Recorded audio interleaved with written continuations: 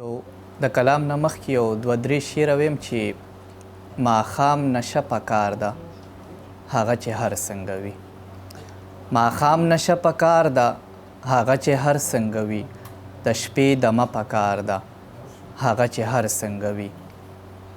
ته پښتنه پیغلی سرتوره ښه نه لګي. ته پښتنه پیغلی سرتوره ښه نه لګي. تا ته پرده پکار ده هغه چې هر څنګه وي. و درد له احساس پکار دی.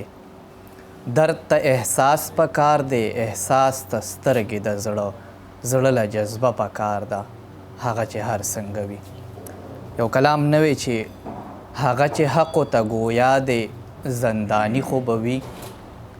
هغه چې حقو ته ګویا دی زندانی خو به وي. د ظلم راج دی د سرونو ارزانی خو به وي.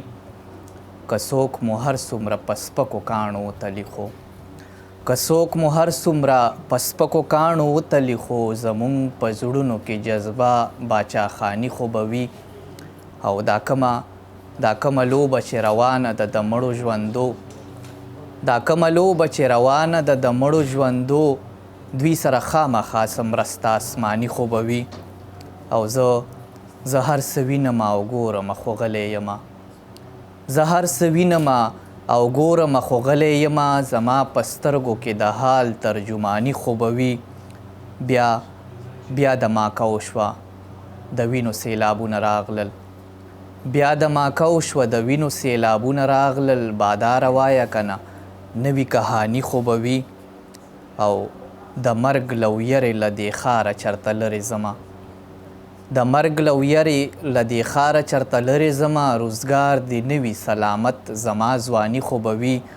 او ربه د بلې ځمکې بل مخلوق به څرنګه وي. ربه د بلې ځمکې بل مخلوق به څرنګه وي. په هغه خلکو کې خویونه انساني خو به وي. او د حق اواز پورته کول غواړي د ظلم خلاف. د حق اواز پورته کول غواړي د ظلم خلاف. سرونه غوسخ دي خبره میداني خو به وي. او مقطع ده چې بلها مودې وشوې رنګ رنګ وبال قابض دی دلته. بلها مودې وشوې رنګ رنګ وبال قابض دی دلته. بلال هر وجود د امن ارماني خو به وي. یو کلام به بل ویم چې مونږ ته زمونږ د حق غوښتو ازادي چرته کې ده. مونږ ته زمونږ د حق غوښتو ازادي چرته کې ده. یا مو خبره ستا په نزد بنیادي چرته کې ده. او د وخت خدایانو کلمه تېره کړئ حق ووایئ. د وخت خدایانو کلمه تېره کړئ حق ووایئ. اسلام آباد کې د اسلام آبادي چرته کې ده. او دوی خو د هر چا په خوږو خبرو سر ورکوي. دوی سره ستا په شان د چل استادي چرته کې ده.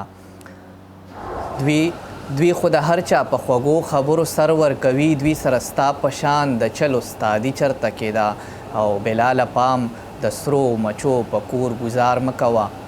بلاله پام د سرو مچو په کور گزار مه کوه. ستا زندګي د نفرتونو عادي چرته کې ده. بلها مننه.